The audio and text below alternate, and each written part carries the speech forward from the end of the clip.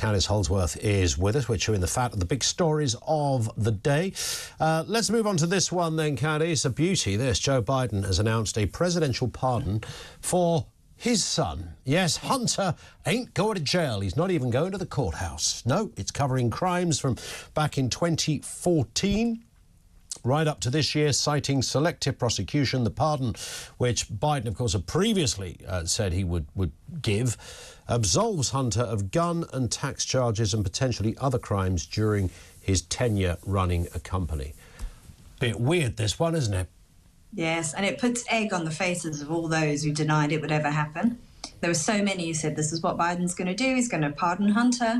And he did. I mean, what it shows to me, though, is you know, politics in America, to me personally, the way I look at it, is sort of taken on this, like, mafia-like quality. You know, you have these, like, powerful families running things. You've got the Biden family, you've got the Trump family. At one point, you had the Clinton family, and they all stick together, and they act in each other's interest. It's crazy. It's like, this is like what the world's most advanced, powerful democracy, and yet this kind of stuff is dominating its politics. Is this really the best they can do? I find it really weird. I mean, Trump did pardon somebody over, I think, tax affairs. I'm trying to think who it was. It was somebody quite high-profile's son or relative or something.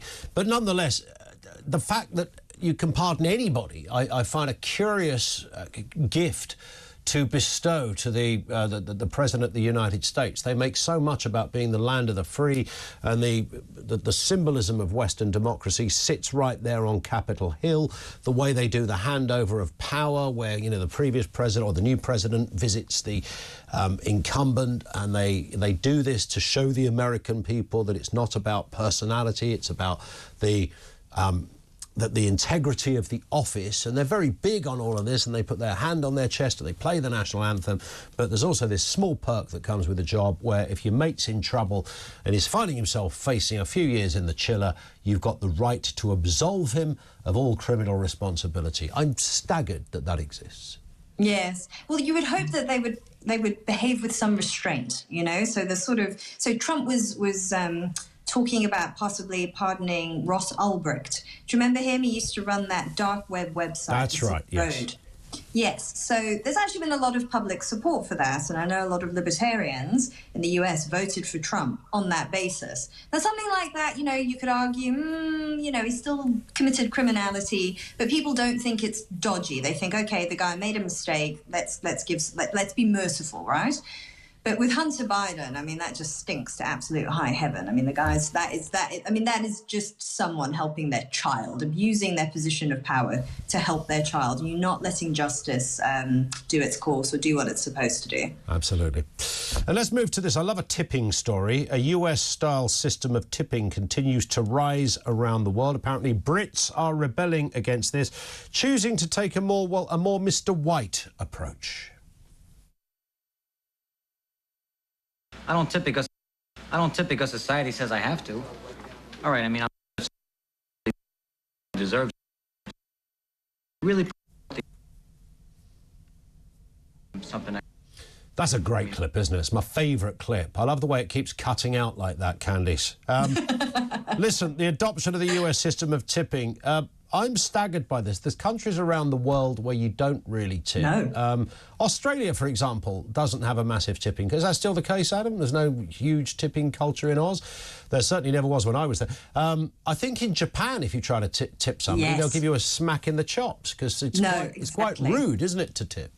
Yeah, I was going to say exactly Japan. I was there years ago, and what I was amazed by is you get an incredible level of service and politeness, but no tipping. Yeah. And what I absolutely hate here is you've got awful service. You know, they've treated you pretty much with contempt as a customer, and then you get the bill and they've got that added gratuity. And I mean, it's an insult. And because people are generally so polite, they don't argue with it. They'd rather avoid awkwardness than say, hang on a minute, like, I give you a tip if you deserve it, not just because.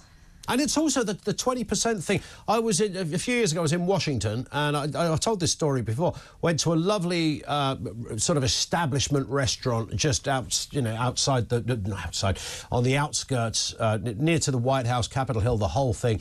This is where the movers and shakers. Somebody had recommended it for the food, and they said, "Well, you'll probably like it because you do what you do for a living, and it's full of." And I go in there, and everyone's wearing about 20 grand's worth of suit. Their shoes cost more than the average mortgage payment for a year, and it was very, very nice. And this fella comes up. His name was Eric. I remember him because he gave us his card. "Hi, my name's Eric. I'm going to be looking after you." We had this lovely meal, some nice wine. It was absolutely beautiful. Gave him a tip at the end of it. The guy looked at the tip and then looked at me like I just shot his dog. Yes. I cannot honestly remember, and I can't recall a time when I've been. I'd love to do it justice. The look he gave me it was almost art. It was so condemning of me that I dared to only give him 10%, which was a substantial bill, by the way. But that's how it is out there. And I'm thinking, well, what do you want? I mean, if everyone in this restaurant gives you 10%, you're doing better than I'm doing, mate. Absolutely. They'll look upon you as if you're just the most stingy person in the world, and they'll actually question you for doing it.